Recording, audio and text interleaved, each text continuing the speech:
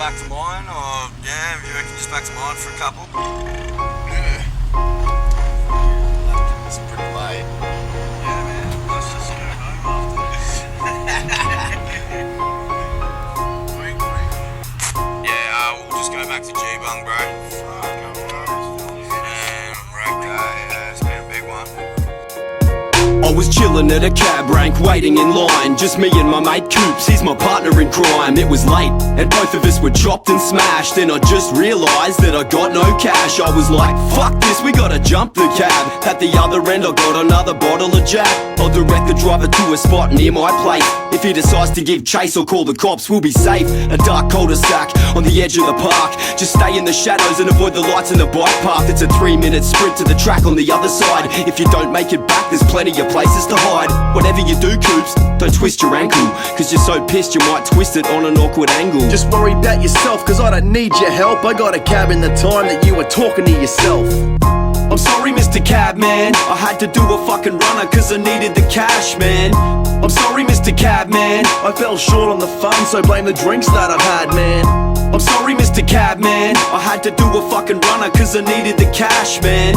I'm sorry, Mr. Cabman, I fell short on the fun, so blame the drinks that I've had, man. So anyway, there we were, just cruising along. I felt nervous, so I asked if we could turn up the song. The volume didn't matter, there was an uncomfortable silence, and I couldn't help but think that this could end up in violence. Right then, I found myself sizing up the cabbie. When I tried to get away, this big cunt could just grab me. I felt this wave hit, experiencing paranoia, and a flash to the future in a courtroom with a lawyer. A glance to the back, searching for some eye contact, just to make sure that Coops' brain was intact. I grabbed him on the knee and said, wake up, cunt. The only response I got was a mumble and grunt. We were almost there, so I said, pull your act together. I sensed the driver knew what was up, cause he kept looking into his mirror. When we pulled up, I thanked the driver, undid my seatbelt, opened up the door and then proceeded to bolt. Catch ya. I'm sorry, Mr. Cabman, I had to do a fucking runner cause I needed the cash, man.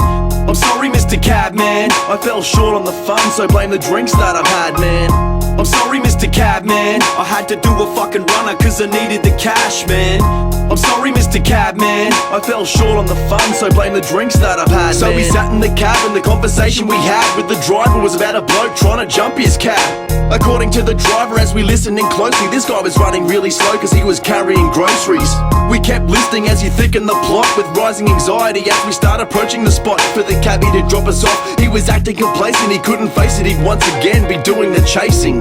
The driver stopped, then he turned down the song. I looked at Bionic, he slowly screwed his head back on, and in a flash we bolted, and all the driver could say was, hey you motherfuckers, get back in the bed. The tyres start screeching as we run through the park. Even with night vision we couldn't be seen in the dark. We made it home safe and I cracked open a beer, caught my breath, Bionic poured himself a Jack and said cheers. I'm sorry, Mr. Cabman, I had to do a fucking runner cause I needed the cash, man. I'm sorry, Mr. Cabman, I fell short on the fun, so blame the drinks that I've had, man. I'm sorry.